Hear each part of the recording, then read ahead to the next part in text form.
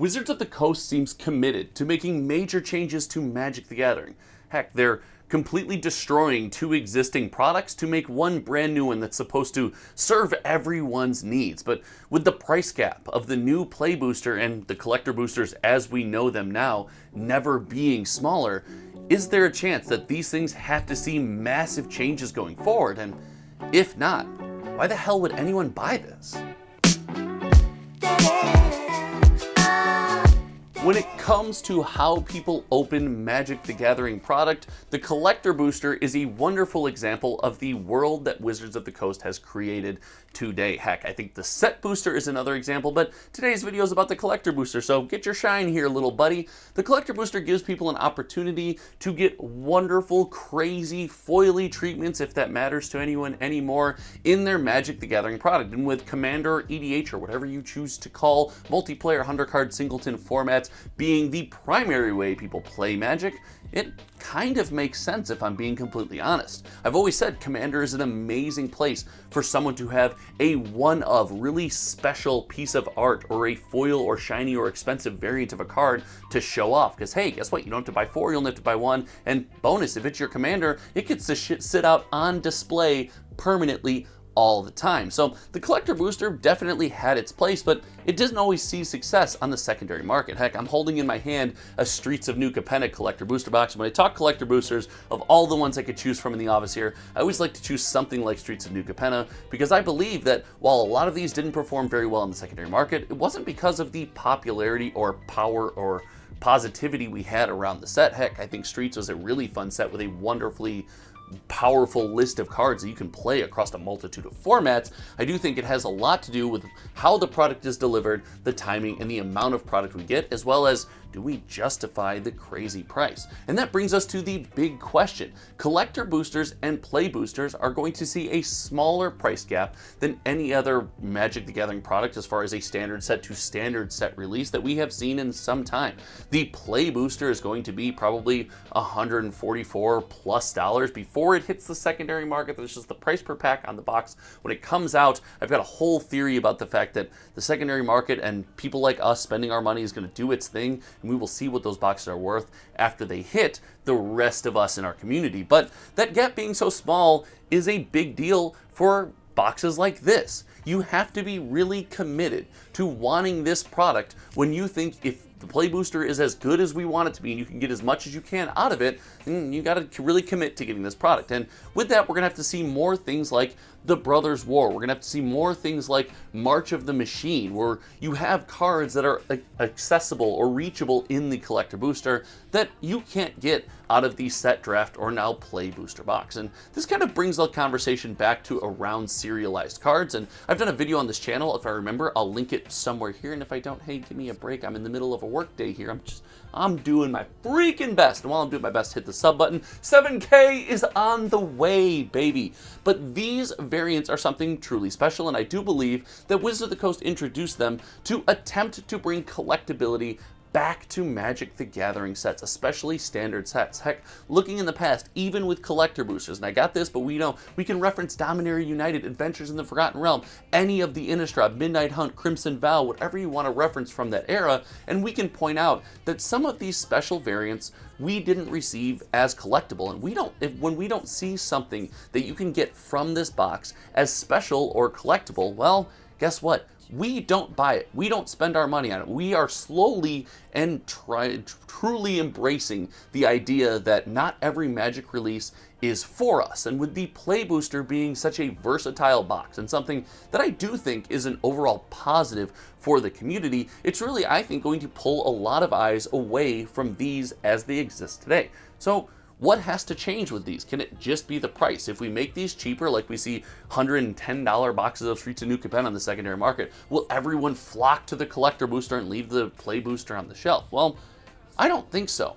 I don't think we want just cheap collector boosters. I really think we want them to embody and embrace their name, and that means making them collectible. And hold on to that, because this right here, that point, making them collectible, is where things could get dangerous. So we want these things to be collectible, and I know we're breaking the first cardinal rule. As soon as you call something collectible, there's no chance of it being collectible, but I beg to differ. We look at things like Lord of the Rings, and that collector booster is not only holding an amazing price on the secondary market, but it's giving people who choose to open it a wonderful experience. It's a great example of a collector booster done right. I would even venture a guess that the Brothers War collector booster is going to age like fine wine as the first iteration of serialized cards. Lots of fun things to play in the set, and while yes, it does seem at time Wizards of the Coast is itching to give it away, over the years I think we'll look back fondly on that product. But collector boosters have to have something enticing to draw us in. So I expect to see Wizards of the Coast lean more into the idea that certain cards can only be obtained in the collector booster. And actually, it wouldn't surprise me, with the list being narrowed for the play booster and the special guest slots being present as 10 cards that you can get from some probably universes beyond IP or things that kind of fit into the set under different variations or variants.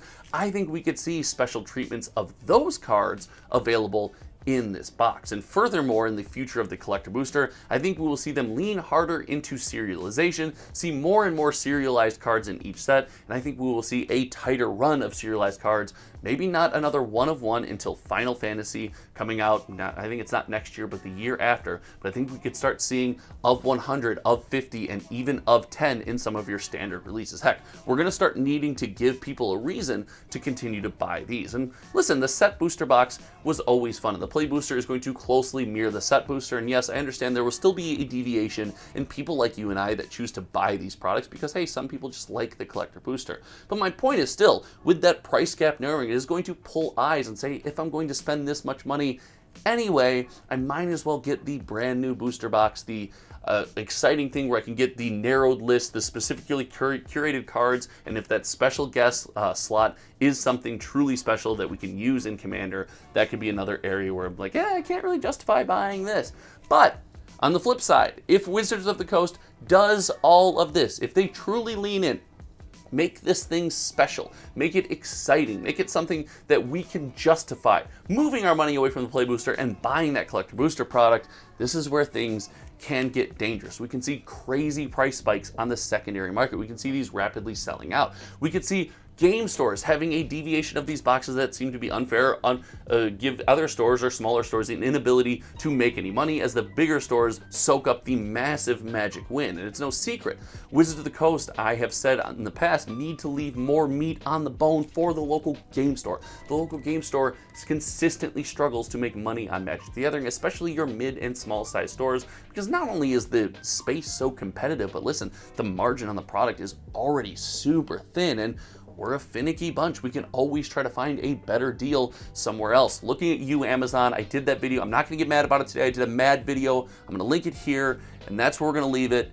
I'm mad about that. But if these become truly special again, it could be something to watch out for, creating new waves and problems in our community, but also creating an experience for people like you and I where there is something collectible in the Magic community again. I do think there are going to be massive changes that come with this box, and if you're here long enough, if you're still here and you haven't subscribed, first of all, make sure you do that. Second of all, I could see these things getting more expensive. There, I said it out loud. If these things truly become special, something that we actually covet, something that we want to put in our hands, on our shelves, open up or experience, I could see Wizards of the Coast not taking this the direction of the complete bundle, where it was an affordable product that was collectible that we all wanted but limited print run, but it becomes a truly even more luxury item where you see it command a higher price point even on a standard set to standard set release schedule. This is going to be an extremely interesting time in Magic the Gathering. I think this is due for massive changes. If you think this is going to undergo massive changes,